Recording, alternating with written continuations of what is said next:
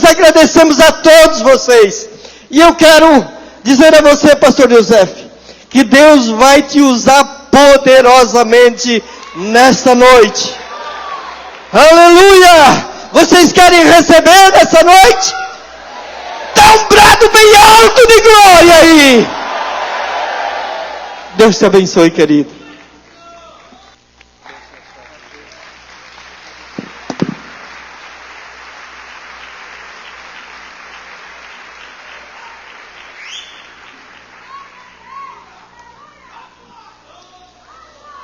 Muito forte, impactante suas palavras, e podemos, sem espiritualizar, enxergar toda a sinceridade nos seus olhos, pastor. A Bíblia Sagrada diz que diante das cãs nós devemos nos levantar e honrar. E alguém uma vez, de forma equivocada, entendeu que cã era feminino de cão, né? E não é. Cã são os cabelos brancos, né? E eu me sinto muito honrado, pelo menos na minha vida inteira, poder ter tido o privilégio de abraçar o senhor aqui nessa noite. Deus abençoe muito sua vida, viu? Os irmãos podem esperar mais um pouquinho de pé? Eu não falei nada, vocês já foram sentados. Esse aqui tá melhor, gente? Eu estou brincando, pode sentar.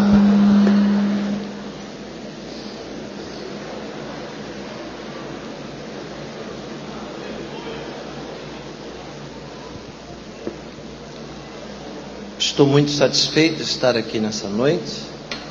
Não sou muito bom para saudar, mas devo agradecer a Deus por ter me dado vida e por ter me dado a oportunidade de estar aqui.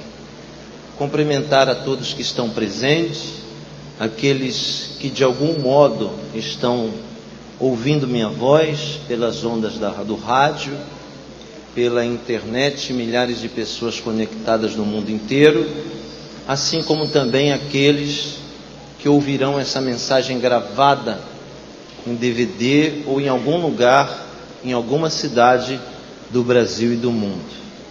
Minhas pretensões são sempre as menores. Eu não posso dizer nenhuma, porque quem não tem pretensão não tem objetivo. A minha pretensão é, sem dúvida nenhuma, ser um canal de bênção para a sua vida. Uma dívida muito grande e impagável com o pastor Cisino, com o pastor Reuel, com este congresso, que de forma tão absoluta me fez ser conhecido em muitos lugares por onde estamos.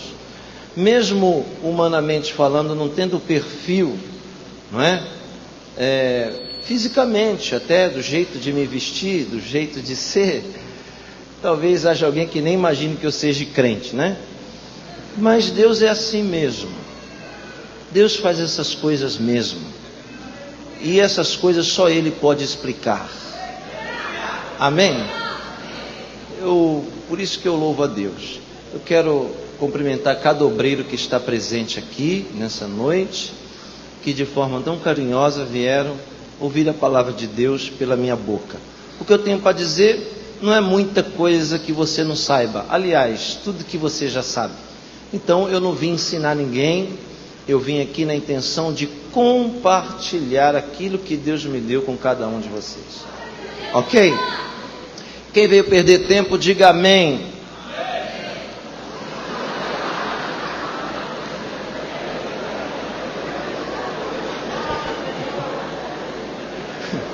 Nós começamos bem. Viu, Kleber? Começamos bem porque sinceridade é uma coisa que agrada a Deus, né? O que Deus não gosta é de falta de atenção. E Deus vai nos dar muitas oportunidades de estarmos de novo na sua presença. Mas o que Ele vai falar agora é único. Não vai se repetir de novo. Amém? Então, por gentileza, o 4º livro do Novo Testamento, chamado de João, o Evangelho segundo escreveu João. Reverência não é ficar de pé na hora de ler. Porque não adianta ficar de pé na hora de ler e ficar conversando e andando na hora da mensagem. Então pode ler sentado mesmo, mas, por favor, mantenha-se sentado e sem conversar. Quando Deus estiver falando, a gente tem que ficar quieto. Só teremos autorização para abrir a boca e dar glória a Deus, se você quiser também. Amém? João capítulo 3.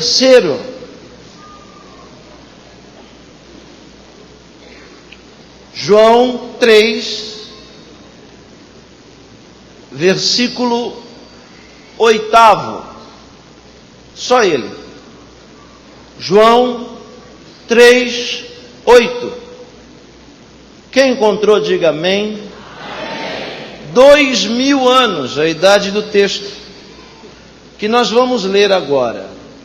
E assim está escrito de forma imutável, exatamente igual desde quando foi escrito. O vento sopra onde quer. Ouves a sua voz, mas não sabe de onde vens, nem para onde vais. Assim é todo aquele que é nascido do Espírito.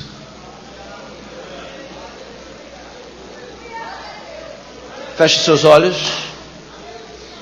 Bendito és tu, eterno nosso Deus, Rei de todo o universo, sua palavra dura para sempre.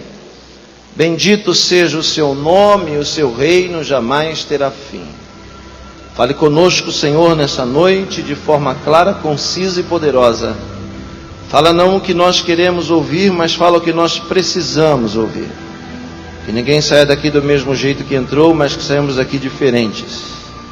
Por isso exorta, ensina e edifica. Abrimos o nosso coração para receber a preciosa semente e te agradecemos em nome de Jesus, para a sua honra e glória. Amém. Amém. Em minha insignificante opinião, mesmo porque, pode abaixar o fundo, se quiser até cortar, pode.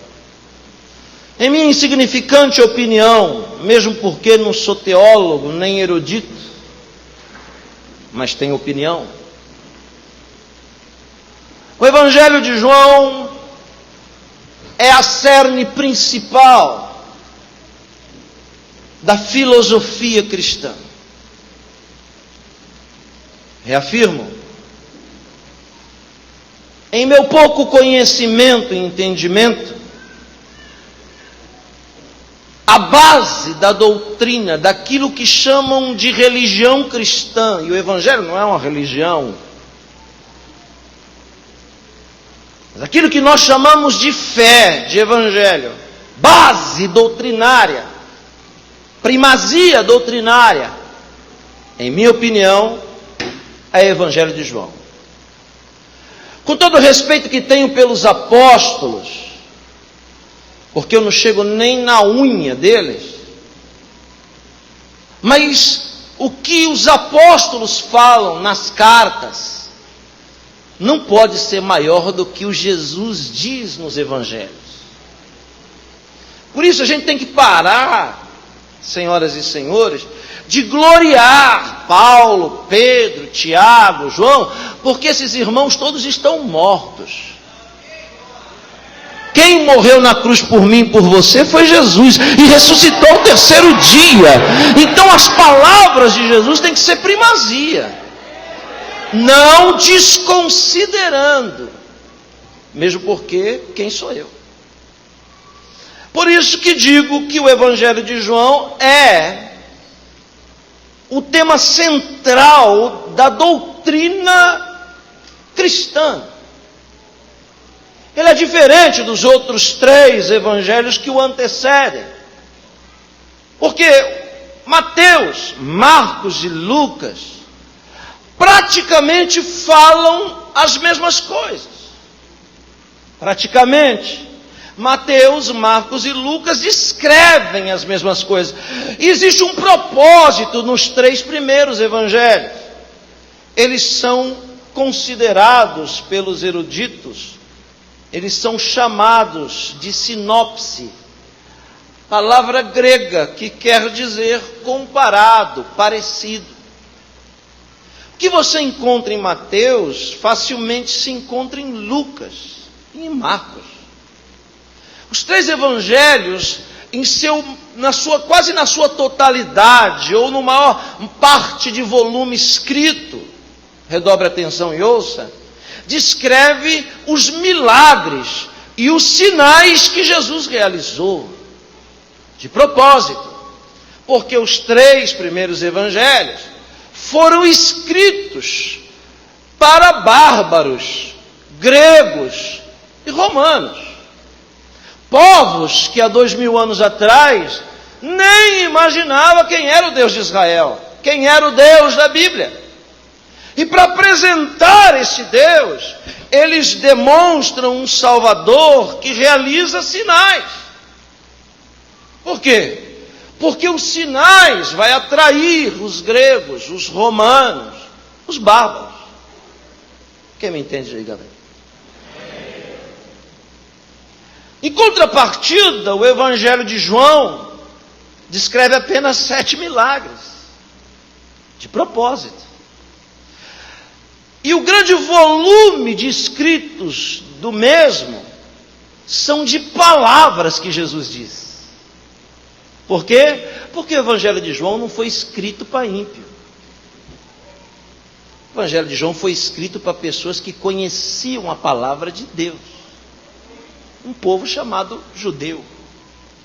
Então, se João vai escrever para um povo que conhece Escrituras, sabiamente, ele não dá valor ou focaliza os milagres, mas sim as palavras. Por quê? Porque os sinais servem para aqueles que não conhecem. Mas para nós que somos salvos, basta apenas a sua palavra. Por isso que eu, não é que sou contra, mas questiono crente que vive pingando para lá e para cá, daqui para lá e de lá para cá, em busca de milagre, em busca de sinal. Isso é para quem não conhece. Para nós que já somos salvos, basta apenas a sua palavra. A sua palavra é cerne para a nossa vida. João é preciso no que escreve, tão preciso, senhoras e senhores, que eu consigo sentir a agonia do horto, Getsêmani. Ele consegue me levar lá dentro do jardim, naquela noite, naquela madrugada, depois da ceia. Por quê? Porque ele está muito próximo de Jesus. João escreve com tanta propriedade, Daniel Baltazar, que na ceia eu imagino Jesus dando pão molhado para Judas, de tanta precisão. Fábio Alves, precisava de mais tempo para você pregar, eu gostei da sua mensagem. Deus vai abrir de novo uma outra oportunidade para você pregar essa mesma mensagem, que eu sei que ela é poderosa, sentir a presença de Deus aqui. E Fábio, João é tão preciso nas palavras de Jesus, que ele é o único evangelista que me apresenta um Jesus que senta na beira de um poço para falar com a mulher samaritana. Ele é tão preciso que ele é o único que me faz conhecer o Jesus que é a porta, que é o bom pastor, que é a videira verdadeira. Ele é preciso. Por quê? Porque todo grande mestre, senhora prefeita, possuía um secretário fiel. Você se lembra, ou talvez você não saiba, o pastor Paulo, que quem escreveu os livros de Jeremias não foi ele, mas foi o secretário dele, que se chamava Baruque. Talvez você tenha se esquecido que quem escreveu Romano não foi Paulo. Paulo é o autor. Mas quem escreveu foi o secretário dele, Tércio. Porque comumente os mestres possuíam um escriba que tinha que estar muito próximo dele para ouvir o que ele ia falar e anotar tudo. A prova de que João é o escriba fiel de Jesus é que na ceia ele tem que sentar do lado. Por que ninguém critica? Oh, quem tem que sentar aí sou eu. Porque hoje em dia a gente briga até para sentar, né, irmãos?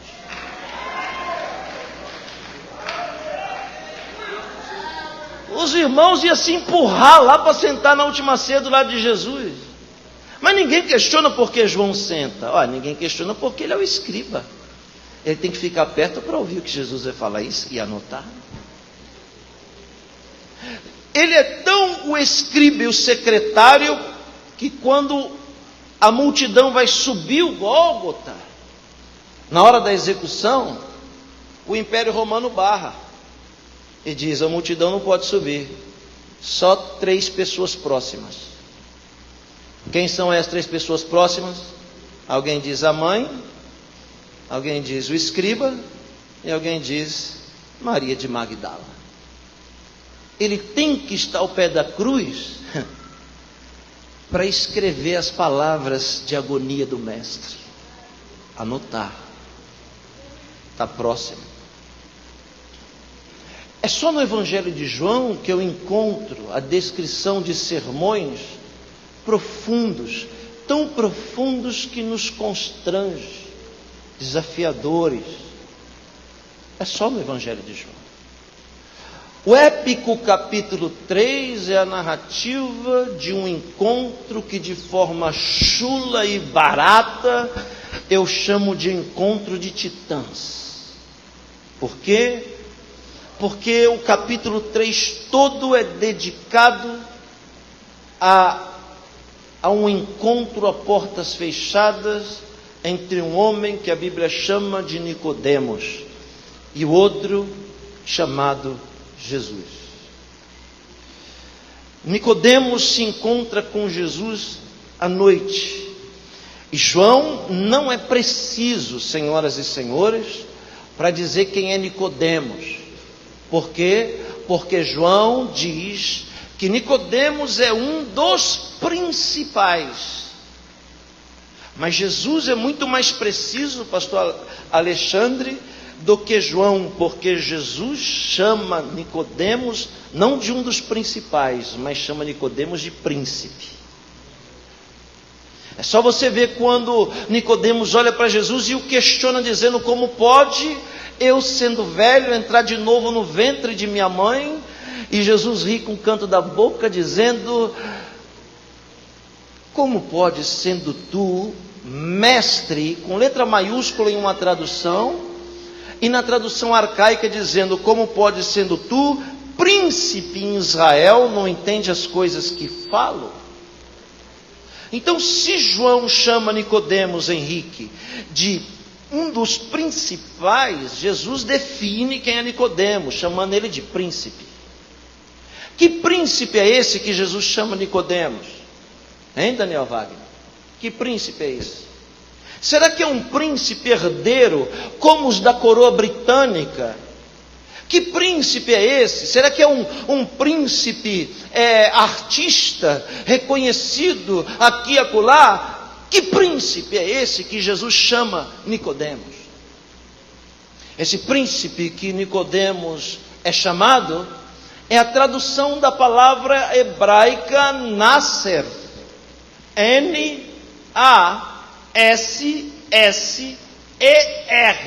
Nasser.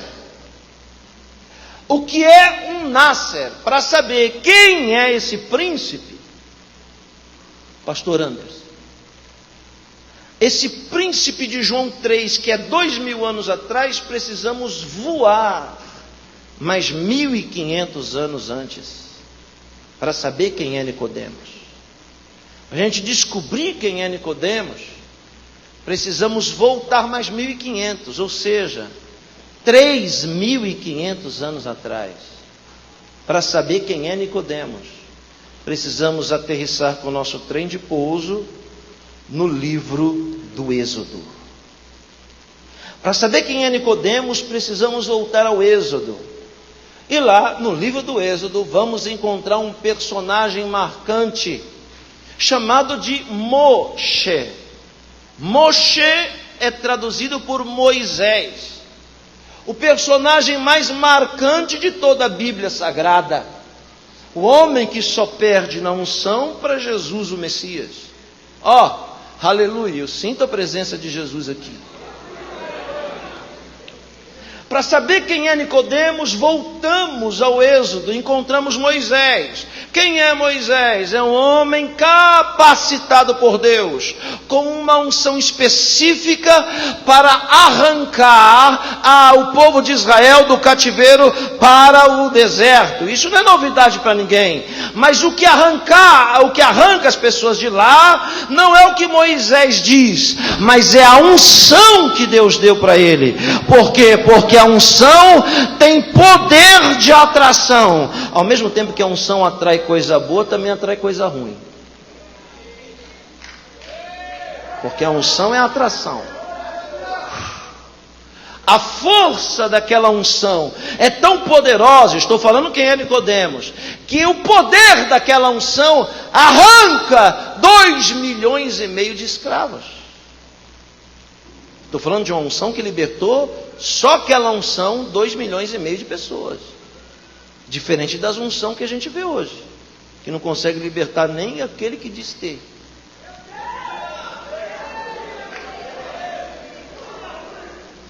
A unção de Moisés é tão atrativa que ela puxa com poder de sucção 2,5 milhões para o deserto. Aleluia. E agora no deserto, ele passa a ser o personagem principal de uma nação, de um povo. Ele passa a ser a referência de justiça. Por quê? Porque ele recebeu de Deus os mandamentos que você já assistiu nos filmes hollywoodianos, nos desenhos animados, em peças teatrais, que já viu 4.897 pastores pregando. Os mandamentos escritos pelo dedo de Deus, em tábuas de pedra, ministério de anjos, aquele chamado de decálogo, 10 leis, 10 palavras. Deca quer dizer 10, logos palavras, as 10 palavras, o decálogo, mas que na verdade não são 10 mandamentos, são 613. Os 10 estão no meio e 603 ao redor, escritos pelo dedo de Deus, os 10 grandes e os 603 pequenos. Ora, para quem não sabe, a língua hebraica é escrita de trás para frente. Alguém perguntou por quê? Porque quando Deus foi escrever os 603 ao redor dos 10, Deus começou de trás para frente, escrevendo em espiral, assim, como se os 10 estivessem no meio. Deus foi escrevendo 603 na mesma linha, rodando ao redor dos 10. E quando terminou para dentro. Começou de fora e terminou dentro. Na hora de ler, só se lê de trás para frente. Então, na hora de ler os mandamentos, se é lido de dentro para fora. E você não entendeu o que eu disse? Eu disse que os mandamentos vieram de fora para dentro. Mas ele só vai ter efeito na sua vida quando você viver eles de dentro para fora. Porque não adianta você cobrar dos outros aquilo que você não é. Não adianta você querer que os outros façam aquilo que você não faz. Ei, recebe o que eu vou lhe dizer. Tudo que Deus tiver que fazer ao seu redor, Ele vai começar fazendo primeiro dentro de você. A obra começa em você e depois ao seu redor.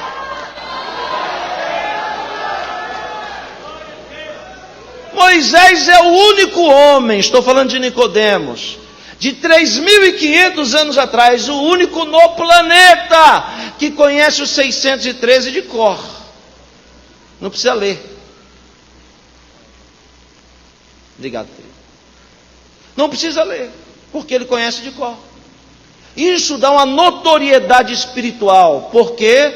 Porque misticamente falando, o povo acredita que Moisés é a encarnação da palavra. O maior referencial de justiça. O homem melhor que existe no mundo.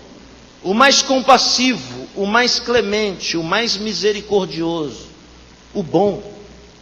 Moisés. Por causa de ser um tribunal, por causa de ser representante da justiça, não demora muito no deserto para a multidão se acampar na porta da casa de Moisés para trazer para ele problema, porque a unção também traz problema. Se faz uma fila grande na porta da tenda de Moisés, ouça bem, eu estou falando de Nicodemos. Faz uma fila enorme, senhoras e senhores, na porta da tenda de Moisés, para quê? Para Moisés resolver problemas. Ou seja, desde o vizinho que roubou a galinha da vizinha, ao marido que esbofeteou a esposa, todo tipo de problema se acampa na porta de Moisés. Para quê? Para Moisés resolver, porque ele é a justiça de Deus. Alguém me ouve? Diga amém.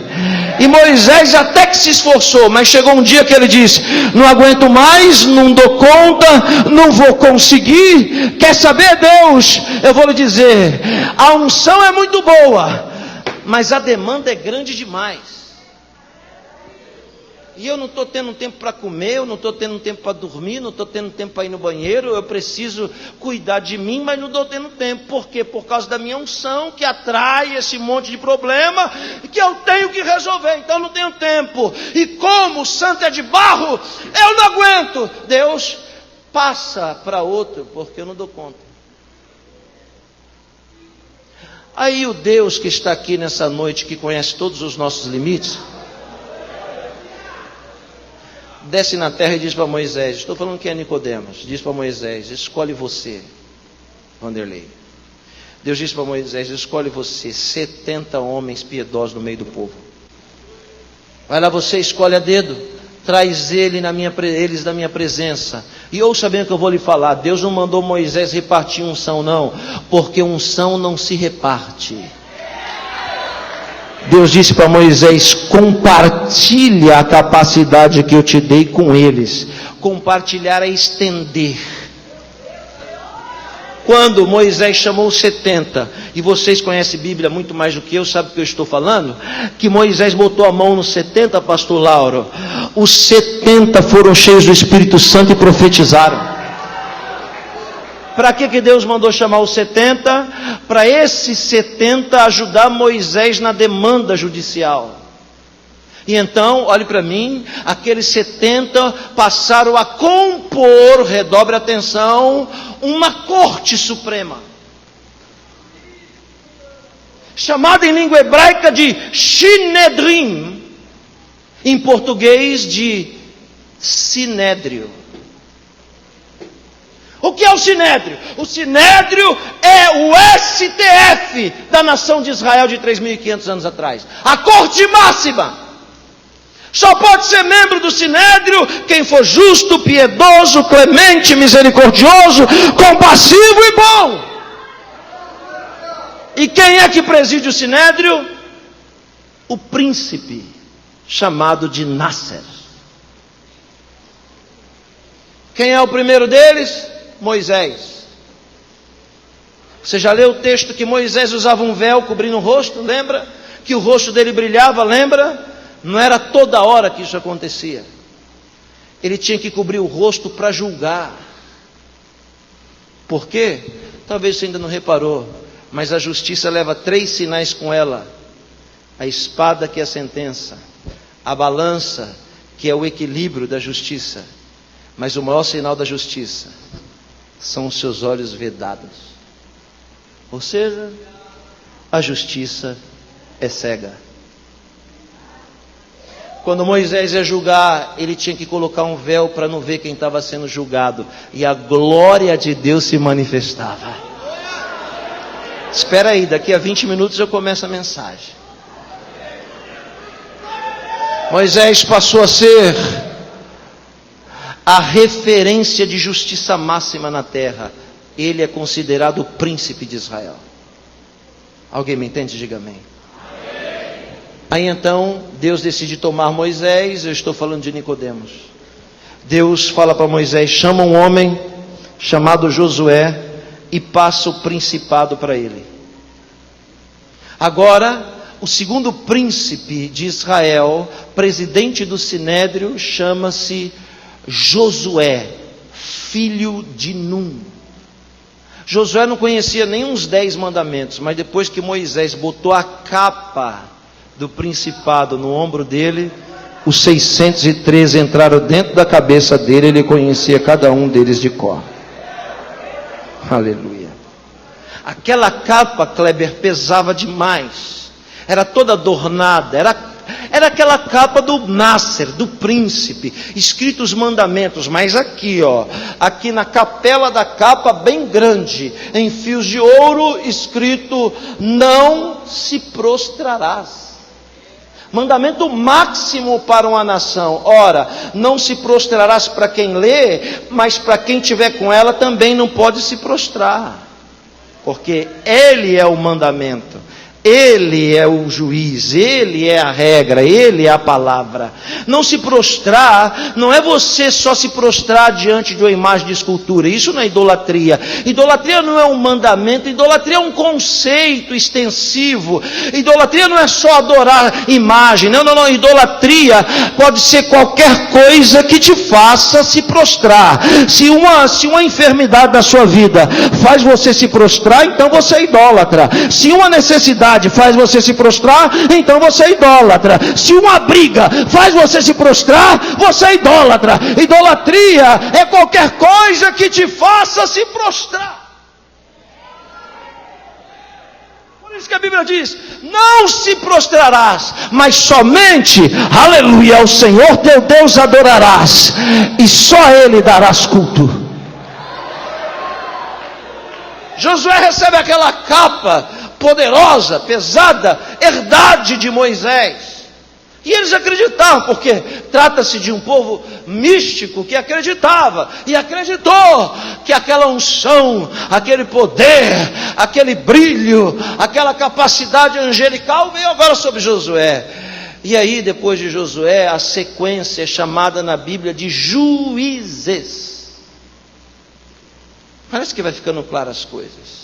São 13 em 300 anos. Posso citar alguns? Vou citar: Jair, Tolá, Jefté, Gideão, Barar, Débora, Sansão, até o último juiz, o marcante Samuel. De Moisés até Samuel, acredite, senhoras e senhores, quase 500 anos. Quando Samuel pega a capa para presidir ser o príncipe de Israel, ele está pegando uma capa que é uma relíquia de 500 anos. E não é qualquer uma. Foi a que Moisés usou. Foi a que Josué usou. Foi a que Jefté julgou Israel. Não é uma capinha qualquer, ela tem um peso de história. Alguém me entende? Diga amém. Redobre a atenção que daqui a pouco eu começo a pregar. Quando chegamos em Samuel, Deus designa a presidência do Sinédrio, o Nasser, para a monarquia. Saul, Davi, Salomão. Salomão foi o último monarca a ser um príncipe. Ao mesmo tempo que monarca, presidente do Supremo. A prova disso é a história, a narrativa bíblica do julgamento de 2 mulheres que brigavam por um filho. Você tem alguém aqui que já leu, sabe do que eu estou falando? se ele não fosse Nasser, Salomão nunca julgaria aquela causa. E só para relembrar, com os olhos vendados, com o véu no rosto, depois de ouvir as duas mulheres brigando, ele dá a sentença: corta a criança ao meio e dá metade para cada uma. Mas a mãe verdadeira olhou e disse: se for para cortar, é melhor entregar para ela. Aí Salomão disse: então, você é a mãe verdadeira da criança e o filho deve ser seu. Mas Salomão tem uma capa que já se passaram 600 anos. Ele tem uma relíquia nas costas, ele tem uma história. E eu estou falando de Nicodemos. Para quem não sabe, Salomão é o último monarca porque o reino se divide depois da sua morte. E então aquela capacidade sai da cabeça dos monarcas e migra de forma transcendente para os profetas. De Salomão se pula imediatamente para os profetas. E eu poderia citar alguns profetas que tiveram essa capa: Elias, Eliseu e tantos outros que presidiram o povo e foram príncipe de justiça, aleluia, no seio daquela nação. Desde o primeiro profeta, príncipe, até o último, ela vem batendo de cabeça em cabeça. Bate na cabeça de Esdras, bate na cabeça de Neemias e vai na cabeça de Malaquias, o último descrito naquilo que nós chamamos de Antigo Testamento. Quando a capa chega no ombro de Malaquias, acredite, já havia se passado 1100 anos desde Moisés. Muito tempo para Deus foi ontem. Quando chegamos em Malaquias, eu só preciso chegar em Nicodemos para começar a mensagem. Espera aí que falta 400 anos. Quando chegamos em Malaquias, entramos num período que vocês sabem muito bem, chamado de intertestamentário, entre testamentos. É um período de páginas brancas na Bíblia. Mas olhe bem para mim aqui, ouça aqui o que eu vou lhe dizer. Durante esse período, o mundo sofreu uma revolução política. Olhe para cá para entender o que eu vou dizer agora, e vai ser muito importante você entender. Qual a revolução política?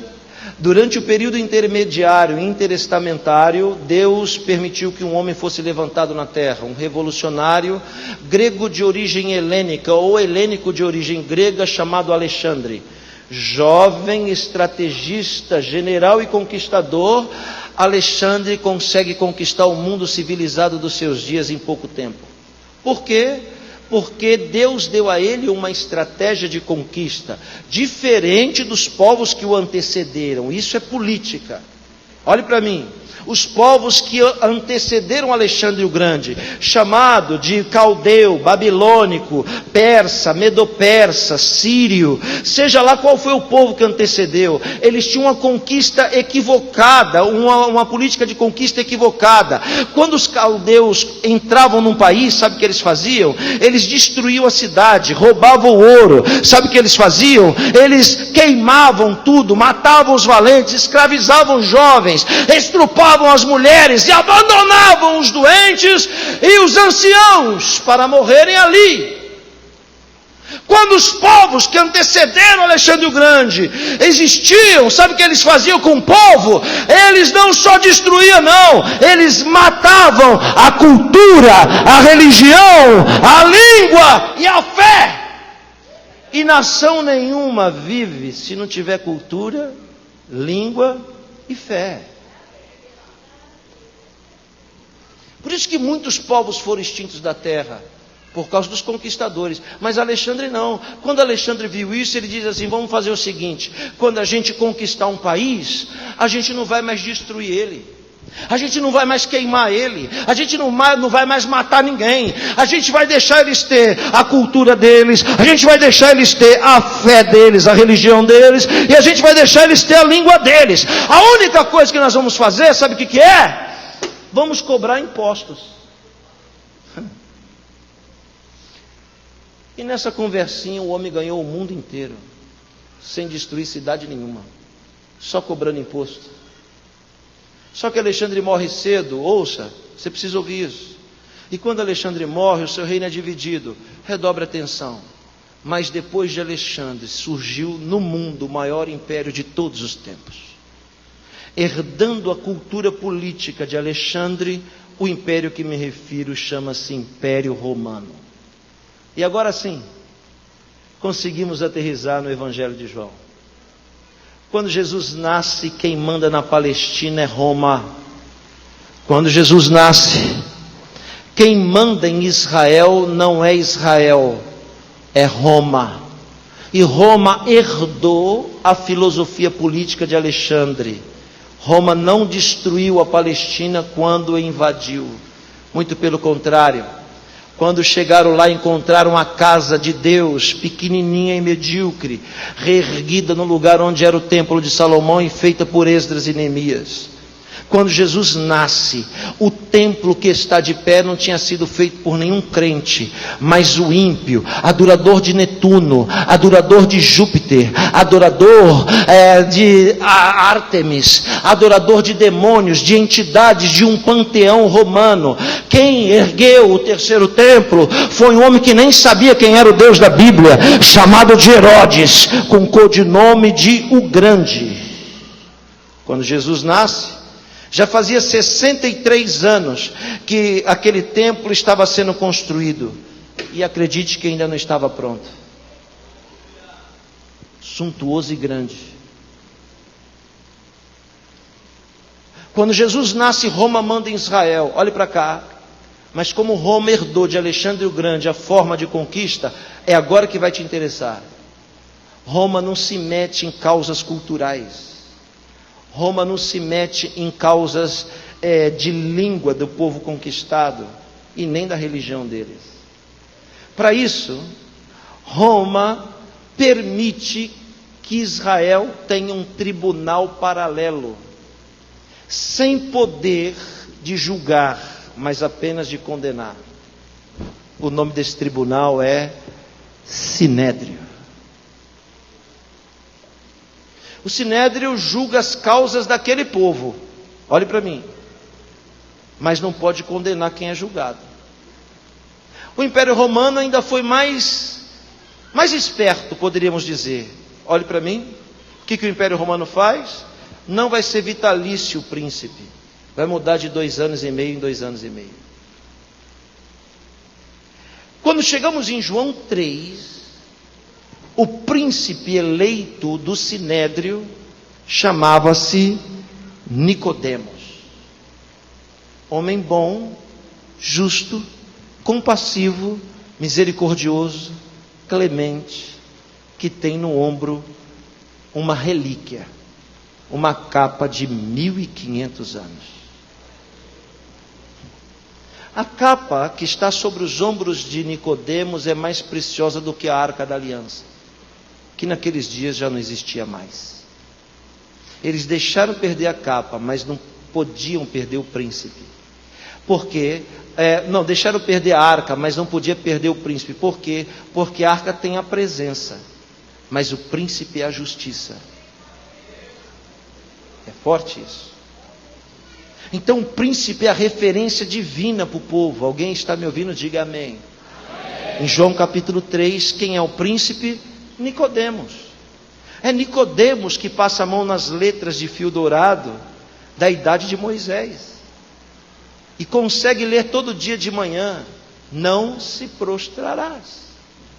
É lá na Fortaleza Antônia, do lado do templo, que Pôncio Pilatos mandou fazer um tribunal para os judeus julgar as coisas deles lá. Por quê? Porque os romanos não poderiam julgar coisas que eles não conhecem, que eles não entendem. João capítulo 3, quem é o príncipe chama-se Nicodemos. Agora começa a mensagem com uma pergunta: o que fez um homem de tamanha envergadura, de tamanha grandeza?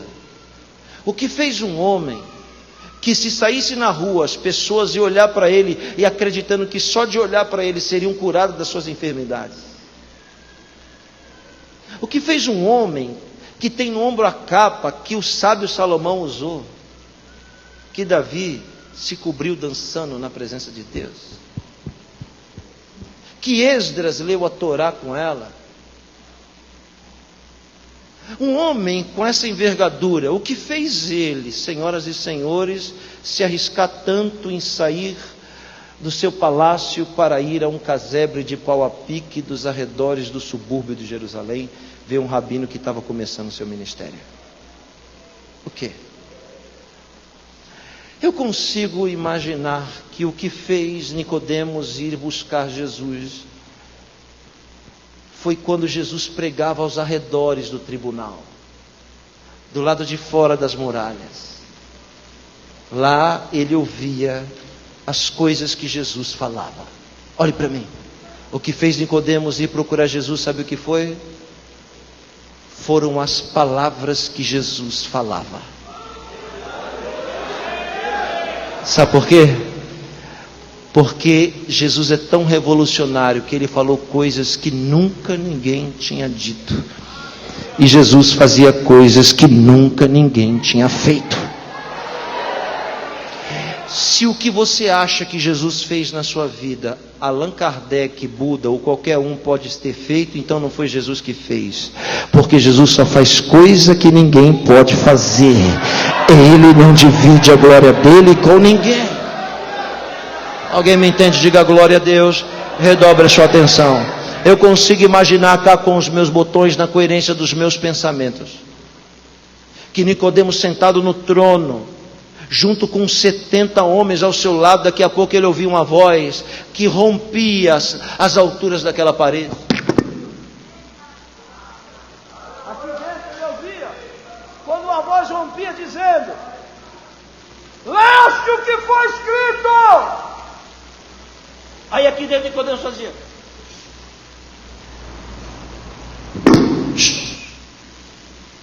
ele está aqui perto. Vamos ouvir o que ele está pregando, vamos ouvir o que ele está falando. E Jesus gritando lá fora: leste o que está escrito, olho por olho, dente por dente. Eu, porém, vos digo, se a vossa justiça não exceder a dos escribas e dos fariseus, de maneira nenhuma entrareis no reino de Deus. E aqui dentro podemos dizer: o que ele está falando? Nunca ninguém disse isso.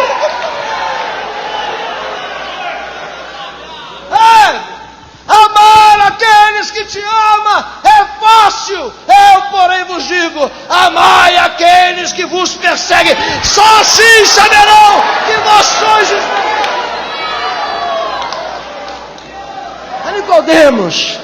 Nicodemos está impressionado com a grandeza das interpretações daquele jovem rabino de Nazaré.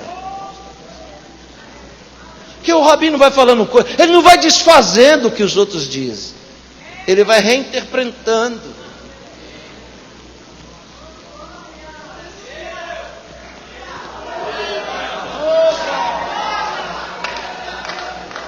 E aquelas palavras vai entrando no coração daquele príncipe, e ele vai guardando com ele não pode compartilhar. E aí ele vai começando a ter vontade de ver esse homem de perto.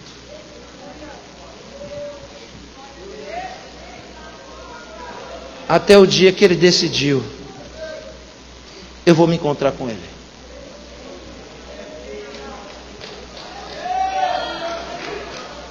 Mas não é tão fácil como você pensa, sabe por quê? Porque quando ele diz assim: eu vou me encontrar com ele, ele sabe que não pode ser de dia. Porque se ele sair na rua, todo mundo vai aparecer na frente dele, vai atravessar o caminho dele para ele não se encontrar. Aí ele encontra o segundo obstáculo: mas eu não posso ir me encontrar com ele com essa capa. Essa capa gloriosa, brilhosa, cheia de glamour, cheia de história. Eu não posso sair na rua com essa capa, porque as pessoas vão atravessar o meu caminho e não vão deixar eu chegar até ele. Então ele pensa: só tem um jeito de eu me encontrar com Jesus, procurando a minha capa velha, aquela que eu usava antes de ser príncipe,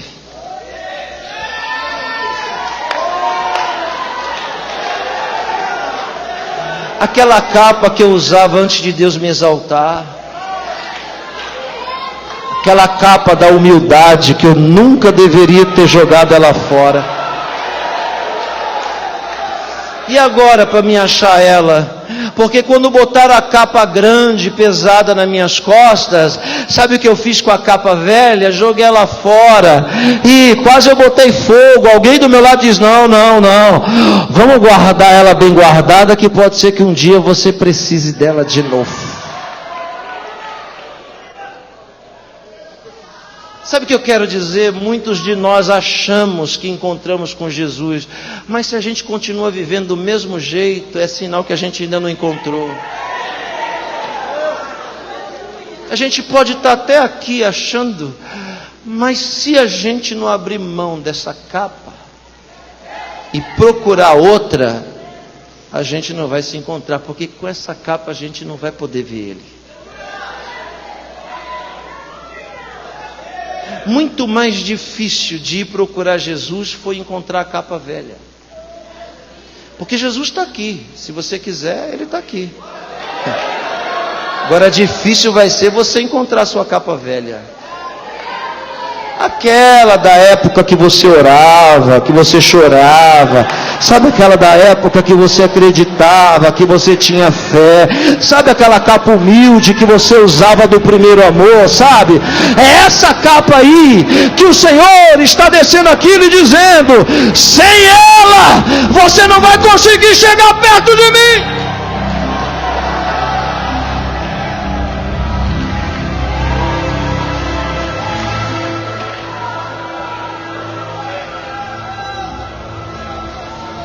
Faz tempo que você não veste ela, hein? Foi só Deus te exaltar, te dar aquela empresa, te dar aquele casamento, não é? Foi só trocar de carro e de casa, que você já dobrou ela e jogou no fundo do guarda-roupa e disse, fica aí.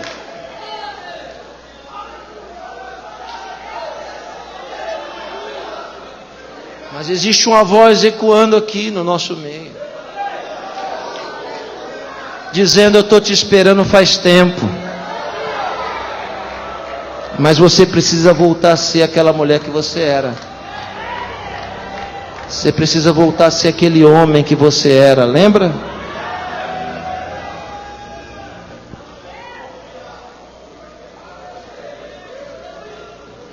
Nicodemos deve ter passado longos dias revirando seus guarda-roupas.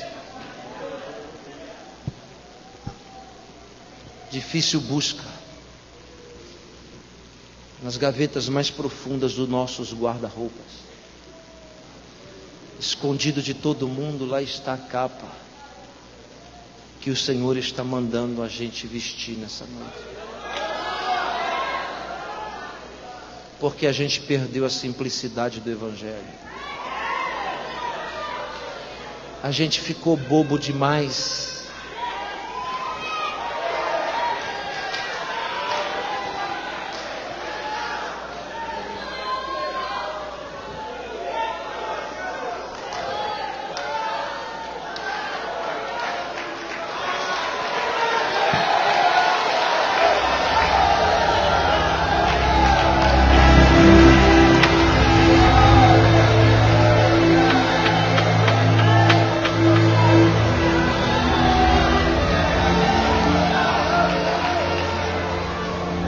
Quando era o pastorzinho da congregação, era uma bênção.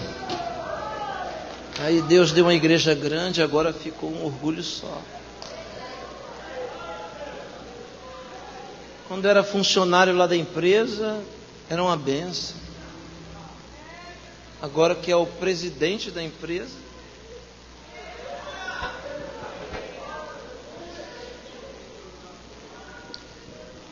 todo príncipe não pode jogar fora a capa da humildade. Sabe por quê? Porque é ela que vai fazer você se lembrar de onde Deus te tirou.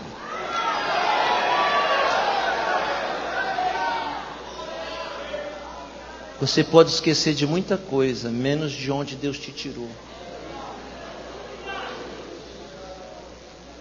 Você só vai conseguir ser humilde se todo dia você se lembrar de onde Deus te tirou. daquela prova, daquela humilhação, daquela roça que você vivia.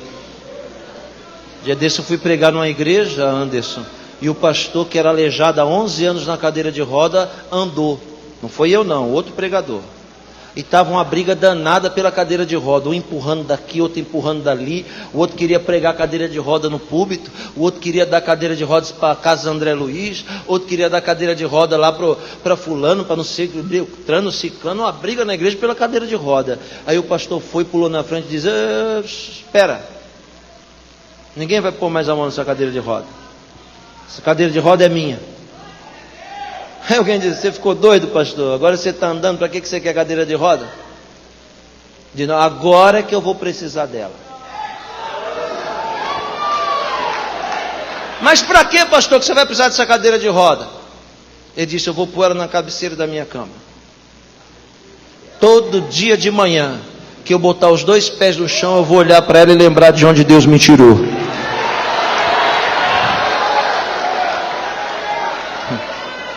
Por isso eu vou lhe dar um conselho, tá? Vou lhe dar um conselho. Não joga fora a sua cadeira de roda não, tá? Ela vai ser muito mais útil depois do que agora. Você vai ter que revirar os seus guarda-roupas do seu orgulho, deste nariz empinado. Quanta gente que chegou aqui nesse congresso de um jeito e depois que Deus exaltou está de outro.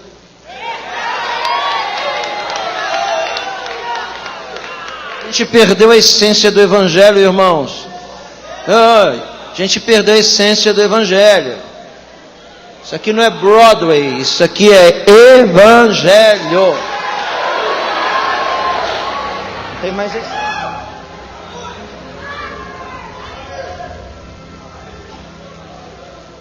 Onde está a humildade do Evangelho? Não. Humildade não é pobreza não, porque eu conheço muita gente pobre que é mais orgulhoso que o diabo.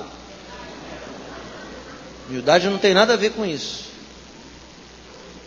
Humildade é se considerar inferior ao próximo, ainda que você seja superior a ele. Isso é humildade. Nicodemos deve ter lutado muito para procurar aquela capa, e foi difícil achar. Mas a Bíblia me faz entender que ele achou, pastor. E quando ele achou, ele esperou a noite chegar, porque os próprios que estavam do lado dele, se soubesse que ele saiu dali, iriam destituir ele. Os próprios que batiam nas costas dele, ele não podia confiar 100%. Que coisa, hein? Ainda bem que isso aconteceu naquela época.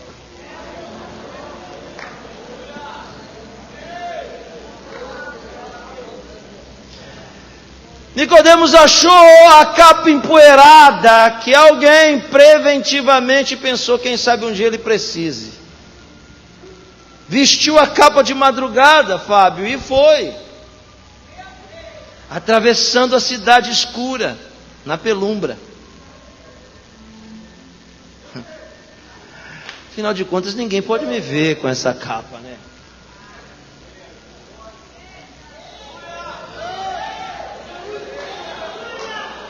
Ele vai atravessando a cidade e chega num casebre assim de porta baixa do subúrbio de Jerusalém e de forma tensa bate na porta. A porta está fechada, mas quem está do outro lado dela tem poder de abrir as portas que estão fechadas. Ele tem poder de abrir o que está fechado e tem poder de fechar o que está aberto. Está entendendo? Vai depender da intensidade, aleluia, da sua batida. Jesus abre a porta como que alguém que espera, e Nicodemos agora entra. Não está no sinédrio, não existe 71 cadeiras, só existe uma, de palha, e o chão é batido. E se ele quiser, senta no chão.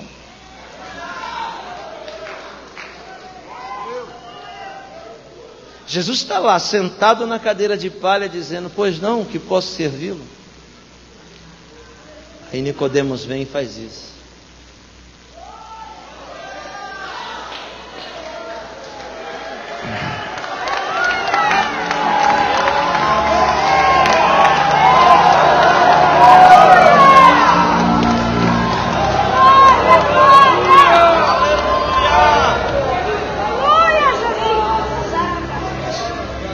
O homem que nunca havia se prostrado, agora está prostrado aos pés do carpinteiro de Nazaré. Se ele tivesse com aquela capa, ele não poderia se prostrar de forma nenhuma. Mas com a capa da humildade você pode. Quer saber que tipo de capa está nas suas costas? É só ver se você se prostra com facilidade ou não.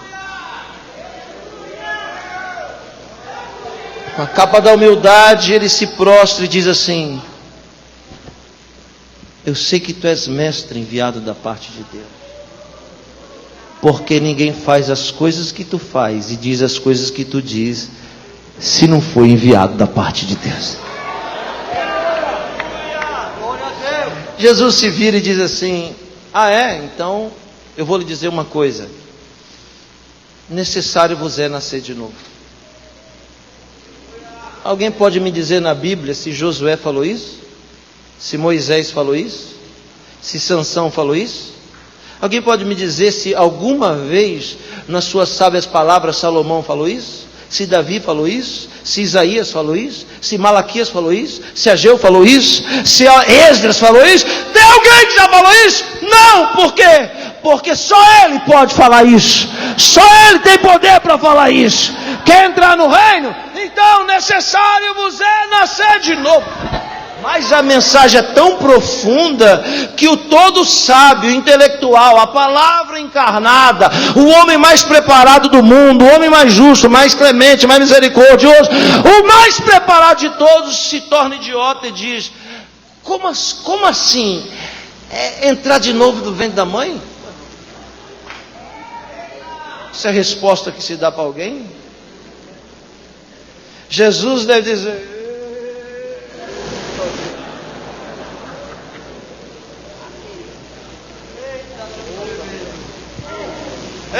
Nicodemo.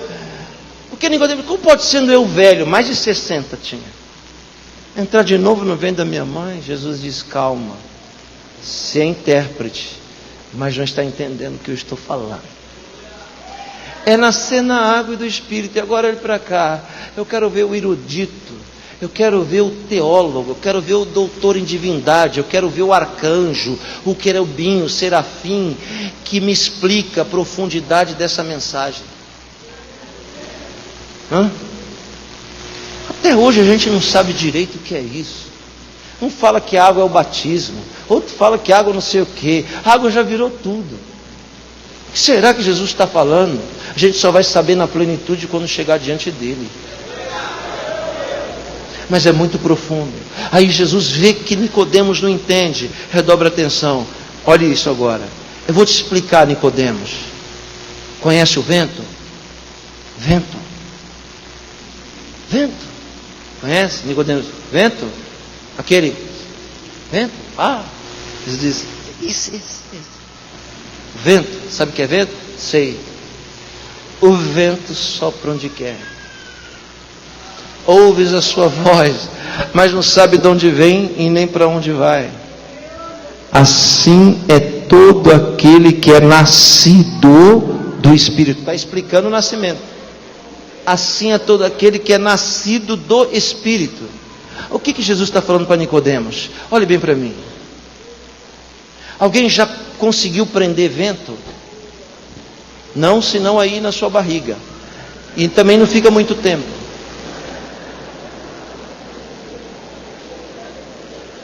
Ninguém prende vento.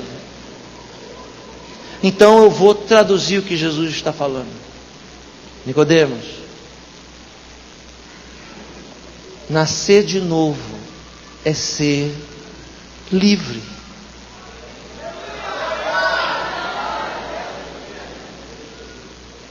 Você teve coragem de sair de lá de onde você estava para vir aqui. Que bom. Coragem boa. Coragem sua que ajuda, mas não resolve. Tem muita coisa que a gente faz para Deus que ajuda, mas não resolve. Ajuda a nos dar mais um dia de fôlego, mas não muda a história da nossa vida. Você teve coragem de sair de onde você saiu para vir aqui ficar até essa hora aqui, não teve? Então, te ajuda, mas para resolver, você vai ter que ter coragem de acatar o que Jesus fala. E acatar o que Jesus fala não é ter coragem, é ter fé.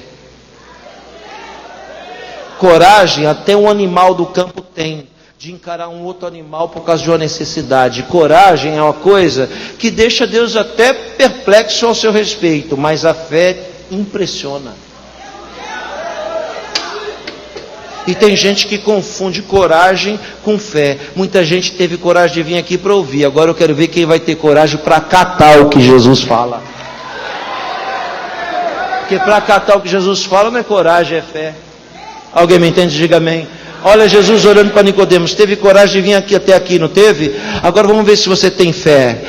Eu estou dizendo para você que quem nasce de novo é semelhante ao vento, ninguém sabe de onde vem e nem para onde vai. Quer saber? Quer me seguir? Eu vou lhe fazer uma proposta. Vai e renuncia à capa que você tem. Abandona o glamour do sinédrio. Deixa essa capa lá e me segue com essa capa da humildade, porque com aquela capa não tem como você me seguir.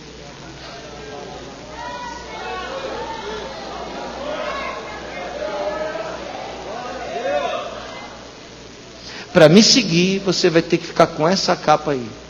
E eu tenho uma proposta para te fazer. Olhe para mim, redobre a atenção.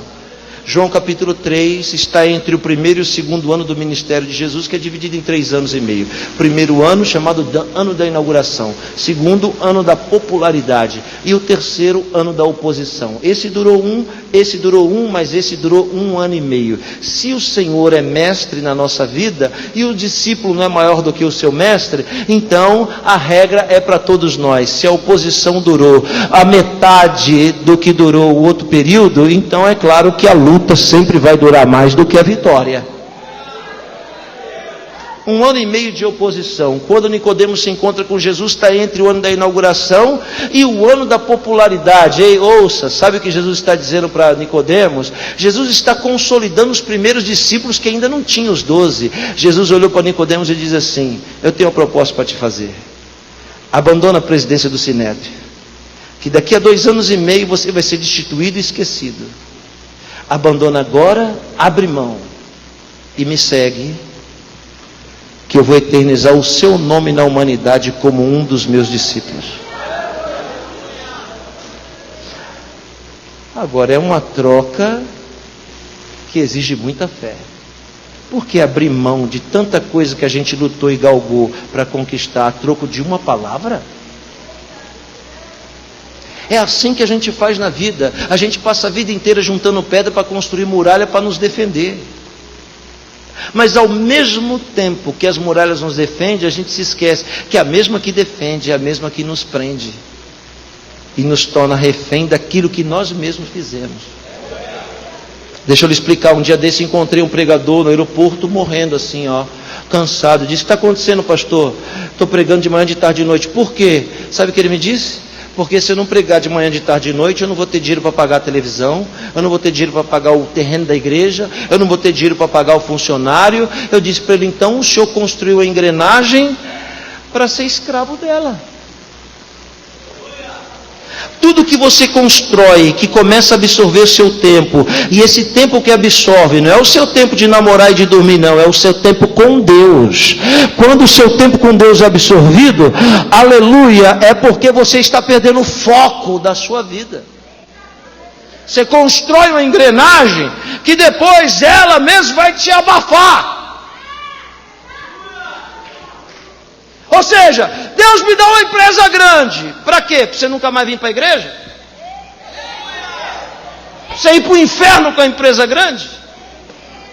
Então fica aí mesmo nessa empresinha pequena, pelo menos entra no céu. E tenha tempo para adorar a Deus.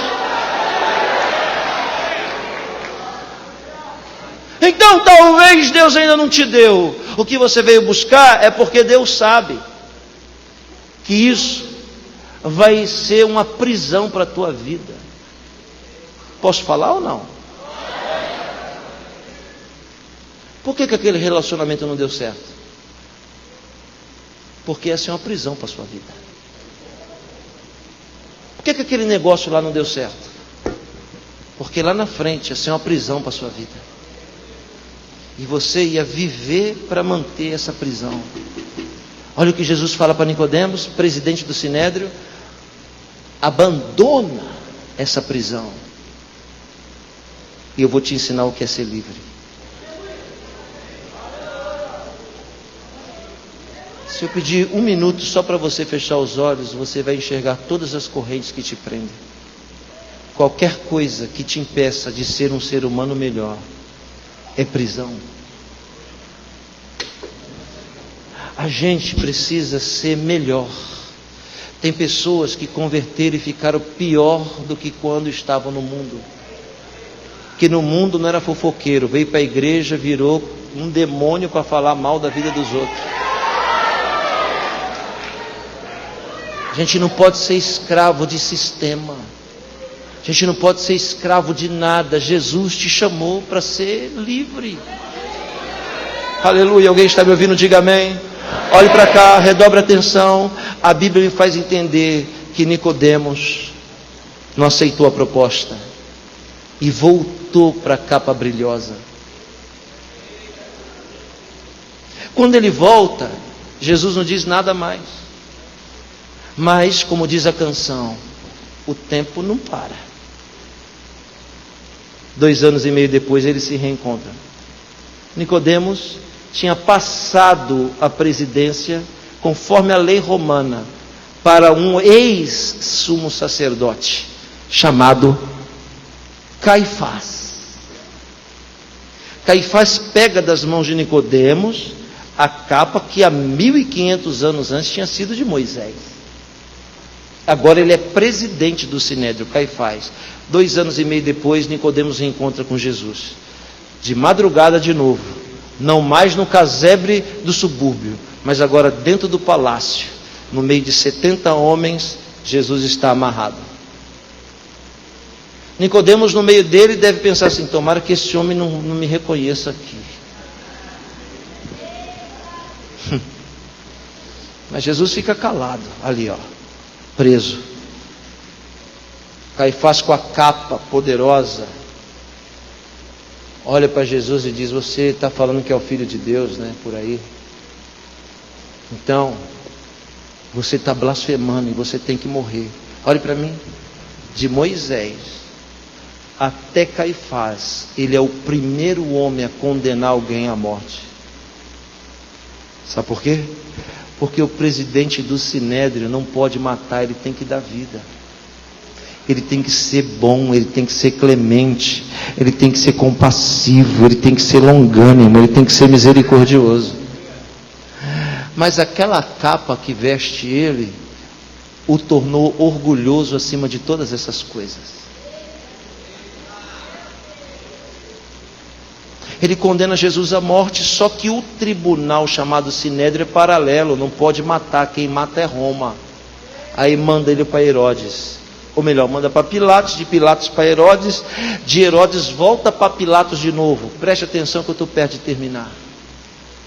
Quando volta para Pilatos, é 4 horas da manhã na casa de Pilatos. Olhe para mim. Lá em Jerusalém ainda tem a varanda onde Jesus é apresentado. Chama-se esse homo. Em latim quer dizer eis o homem. É uma varandinha do tamanho disso aqui, ó. Tem um arco lá até hoje, numa rua estreita que não cabe mais do que 70 pessoas. O que a Bíblia chama de turba, de multidão que grita, crucifica, não pode ser, porque são 4 da manhã. A multidão da cidade só vai ver Jesus carregando a cruz já chegando no Gólgota. Então quem é a turba de multidão que está gritando crucifica? Se são só 70. O Sinédrio, que passou a noite inteira maquinando como matar Jesus. E no meio do Sinédrio está Caifás olhando para todos eles e dizendo: ó, vocês estão comigo, não estão? Então todo mundo aqui tem que gritar crucifica-o.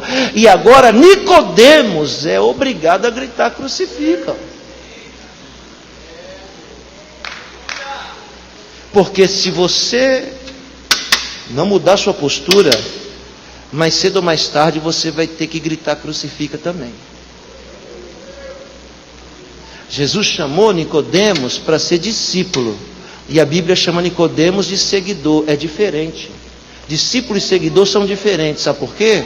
Porque seguidor, ele vai só para receber. O seguidor vai para comer o pão que multiplicou e o peixe que multiplicou, e depois vira as costas e vai embora. Alguém perguntou para mim: a igreja no Brasil cresce? Eu disse: não cresce não, incha. Inchaço não é crescimento, inchaço é enfermidade. Sabe por quê? Porque na igreja, nas igrejas que você liga na televisão, tá cheio de seguidor. Só que seguidor só vai lá para receber o pão, comer e meter o pé e nunca mais voltar. Discípulo não vem buscar pão. Discípulo está em busca de palavras, e palavras de vida eterna. Para ser seguidor, não precisa renunciar, mas para ser discípulo tem que renunciar. Para ser seguidor, pode continuar com a capinha brilhosa, maravilhosa, não tem problema, é só seguidor. Mas para ser discípulo, a coisa é mais embaixo, tem que levar a sério. Agora Nicodemos vai lá na porta de Pilatos e começa a gritar: crucifica-o, crucifica-o, crucifica-o. Nicodemos, seguidor anônimo. Aí Nicodemos gritando junto com os 70, todo mundo gritando, e Pilatos aqui com Jesus, assustado. Olha para mim, Pilatos nem sabe quem é Deus, irmão. Pilatos nem sabe quem é o Deus da Bíblia. Não sabe nada daquele povo. Pilatos adora Netuno. Pilatos sacrifica para entidades em Roma e bebe o sangue do animal. Pilatos, ele se acha Deus, então ao mesmo tempo que ele é Deus, ele é homem e ele é mulher. É um pagão que nós, tecnicamente, vamos dizer, endemoniado, indo para o inferno. Só que quando Pilatos vê aquele povo gritando aquilo, ele pensa: peraí, eu sou romano, mas nunca condenei um romano. Eu sou um romano, mas nunca matei um romano. Eu sou romano, mas nunca açoitei um romano, porque é ética. Nós romanos não matamos romanos. Mas eu estou assustado, porque esse povo está querendo matar um patrício deles.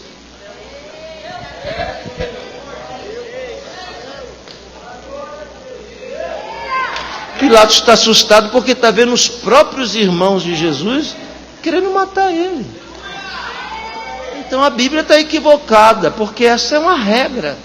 Quem é que está tentando matar José do Egito? Quem é que está tentando matar Davi? Quem é que mata Abel? Então quem é que entrega Jesus para morrer? Aprendi e já descobri que eu não tenho nenhum inimigo kardecista. Eu não tenho nenhum inimigo muçulmano e católico. Não tenho nenhum inimigo maçom.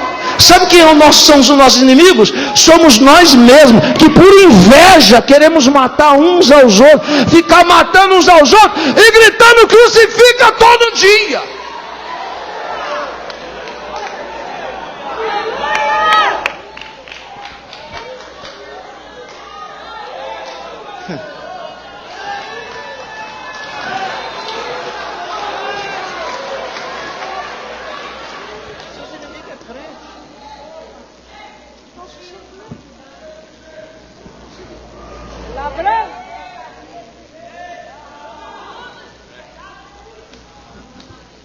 Pilatos está assustado vendo um homem sendo entregue pelo próprio povo. Aí Pilatos diz: peraí, deixa eu fazer, falando para Jesus, peraí Jesus, deixa eu fazer uma pergunta para ele.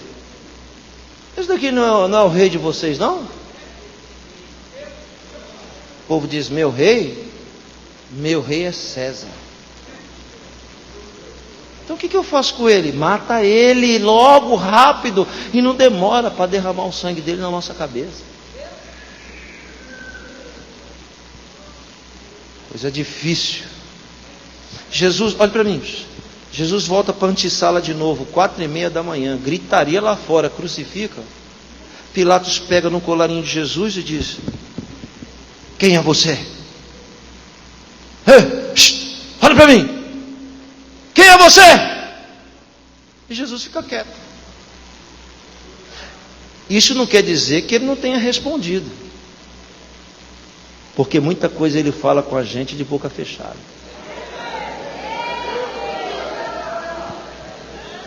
Nem sempre para Jesus falar com a gente ele tem que ficar falando. Às vezes ele fala calado. Esses dias um jogador me ligou e falou assim: pastor, está uma perseguição aqui no clube, porque o técnico não deixa mais a gente fazer culto. Como é que eu vou pregar? Eu disse: como é que você vai pregar? Prega calado, rapaz. A melhor mensagem é pregada calada. Por quê? Porque a gente fala muita coisa que a gente não vive. Então prega calado, porque quando você prega calado, você vai estar pondo em prática aquilo que você acredita. A melhor maneira de você ganhar alguém, irmão, não é falando, é fazendo. É assim que se ganha. Ninguém ganha ninguém com conversa, se ganham as pessoas com atitude. Jesus está calado, Pilatos diz: não vai falar que é você não? Você não sabe que eu tenho poder para te matar e para te livrar? Aí Jesus olha e diz: poder sobre mim? Nenhum poder teria sobre mim, se não fosse dado por aquele que me enviou. E maior pecado do que você tem aquele que me entregou para ti. Pilatos está assustado, olhe para cá. Lá fora, aqueles tecnicamente salvos, está tudo gritando: crucifica. E Pilatos está atribulado aqui. Daqui a pouco alguém abre a cortina lá no fundo. A mulher de Pilatos, que não sabe quem é Deus, que não sabe o que é Bíblia, que não sabe o que é Espírito Santo, que não sabe o que é Jesus, que não sabe o que é nada. A mulher de Pilatos abre a cortina e olha e diz: Pôncio, Pôncio, Pôncio. E Pilatos está aqui e diz: que é, mulher? Pôncio, vem aqui, rápido, rápido. Pilatos deve dizer: vai dormir.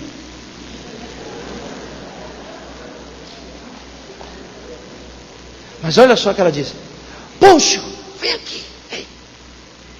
Pilatos foi até ela. Quando chegou perto dela, olha o que ela disse para Pilatos: não consegui dormir essa noite. Tive pesadelos a noite inteira. Eu passei a noite inteira rolando para lá e para cá, tendo calafrios e sonhando. E eu sonhei com este homem que está na sua frente. Olha o que a ímpia diz. O povo gritando: crucifica. Olha o que a ímpia diz: por isso, Pôncio, eu vou te pedir uma coisa: não faça nenhum mal a este homem, porque este homem é justo.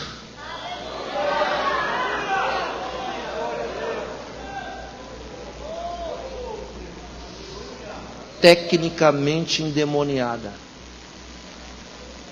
Lá fora, os tecnicamente salvos gritando: crucifica.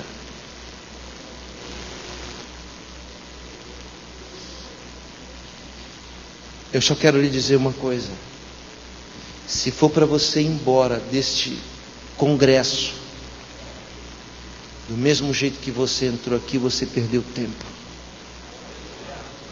Porque você precisa ser, no mínimo, um ser humano melhor do que quando você entrou aqui.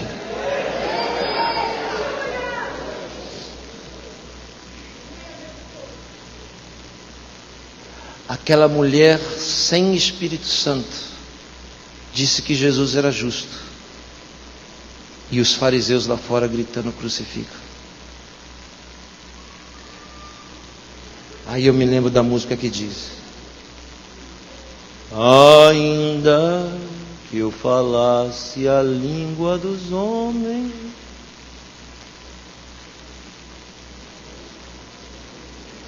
Você vai dizer: essa música aí, pastor, não é daquele grupo de louvor não, hein?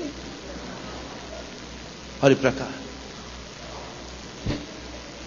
Eu encontrei a verdade na boca da mulher de Pilatos e a mentira na dos fariseus.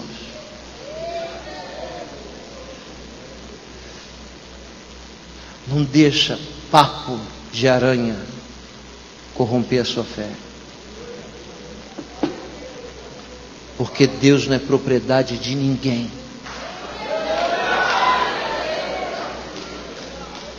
Deus não é judeu, Deus não é muçulmano e nem é cristão. Deus é Deus. Antes de qualquer crença e de qualquer manifestação de fé, Ele já era Deus. E Jesus dizia para aqueles que achavam que eram donos da salvação: muitos de vós vão se assustar quando sentar na mesa com Abraão, Isaac e Jacó e ver os gentios lá. Muitos de nós vamos nos assustar, achando que nós somos donos da verdade e da vida eterna. E aí a gente vai ter que engolir, procurar o sinédrio e não encontrar, e dar de cara com o ladrão da cruz. Feche os seus olhos, curve a sua cabeça. A oração é de você para você. Você precisa dizer para você: eu preciso ser uma pessoa melhor. Eu preciso ser um ser humano melhor.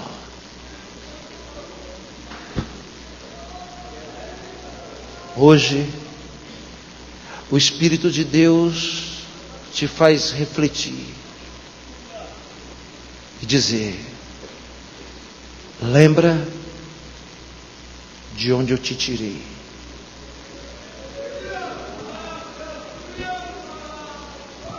Porque eu vou te exaltar, eu vou glorificar o meu nome na sua vida, vou te honrar, vou te pôr para sentar no trono, vou te honrar. Mas não joga a capa da humildade fora. Não joga a sua cadeira de rodas fora. Não estou preocupado se alguém vai sair caindo, pulando, gritando, rodopiando. Eu estou preocupado se você vai chorar. Porque a mensagem convence o espírito. Por isso que a gente chora com gemidos inexprimíveis. Não adianta nada o cabelo ser grande, o vestido ser comprido, a gravata ser enorme, e a gente ser pior do que ímpio.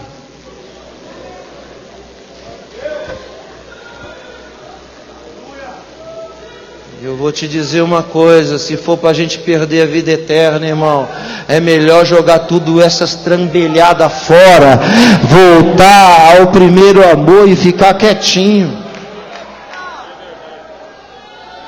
Ei, Deus está lhe dizendo: eu quero que você melhore, porque você tem piorado muito esses dias.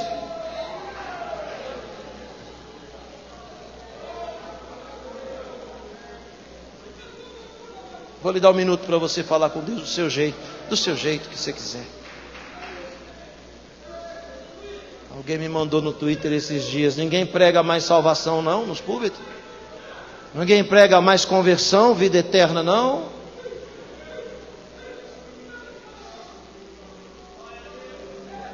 A gente precisa pregar isso. Fala você com Deus. E revira essa gaveta empoeirada aí. Você tem até medo de encontrar essa capa de novo, né? Então tá bom, segura essa. Deus vai fazer você voltar aos lugares em que você usava essa capa de humildade.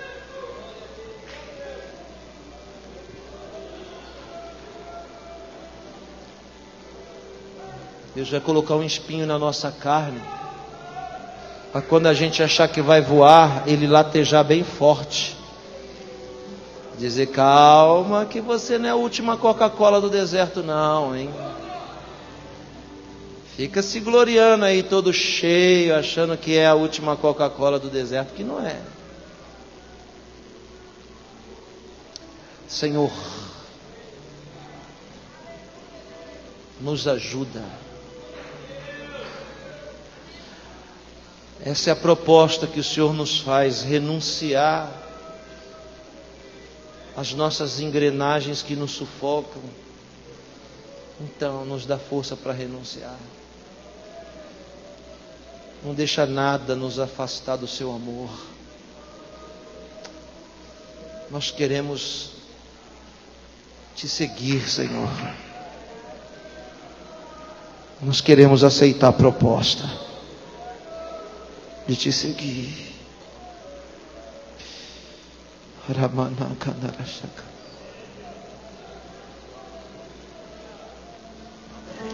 Comece a adorar o Senhor agora.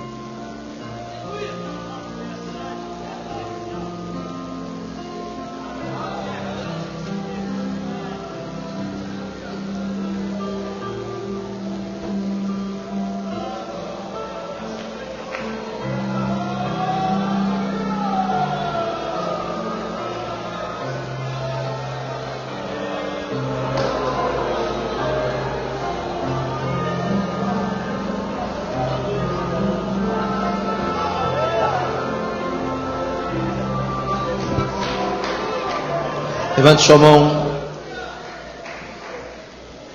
Senhor, nos ajuda. Só isso. Vamos voltar para as nossas casas. Teremos um ano longo pela frente. Muitas coisas vão acontecer. Muitas expectativas. Muita honra para essa mulher, para esse homem. Mas ainda que o Senhor os exalte, não deixa-os perder a referência. Nós precisamos ser pessoas melhores. Nós acreditamos na sua palavra. E nós vamos te honrar, Senhor. Em nome de Jesus. Dá um abraço em quem está perto de você. Diga aí uma palavra de vitória para essa pessoa. Diga. Diga que Deus vai ajudar ela, diga.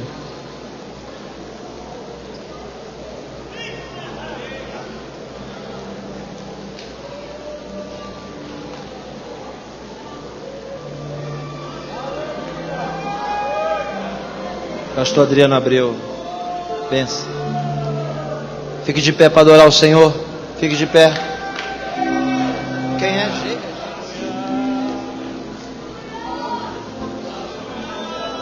Meu material está lá no estande. Levante as suas duas mãos para o céu. Vamos adorar ao Senhor agora, porque Deus é bom e a sua misericórdia dura para sempre. Levante as suas duas mãos para o céu. Seja apreciador da humildade e da simplicidade. Essa é a verdadeira essência da nossa fé. Aleluia.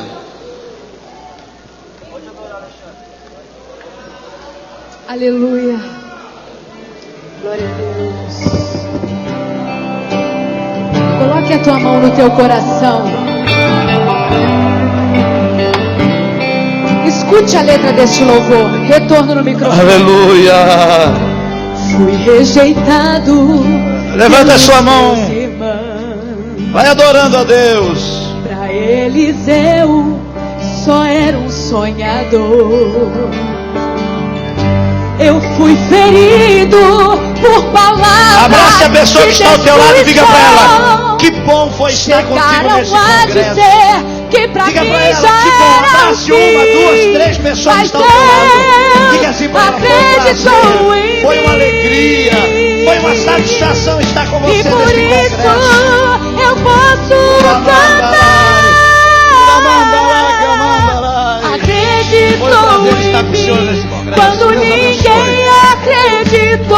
abençoe. Quando Obrigado, o pastor mundo Lauro. me julgou, o Senhor me amou. Obrigado, os obreiros. Acreditou Obrigado, em Maria. ti Obrigado, quando ninguém Lazarone. Obrigado, os nossos acreditou. cantores, Quando o mundo me Obrigado, os nossos julgou, pregadores. o Obrigado, pastor Senhor Elvésio. me Deus abençoe. amou. Obrigado a todos os irmãos. Ergue as tuas mãos, abrace a pessoa que está ao teu lado. Que agradeça a esse maravilhoso Deus que nos deu o privilégio, a alegria, a satisfação de mais um ano estarmos todos juntos. Fui rejeitado pelos meus irmãos. Deus abençoe os irmãos. Eliseu só era um sonhador. Tem uma criança perdida aqui, ó. Fui Júlia, ferido está por aqui na nossa palavras tribuna. de Júlia, você que destruição.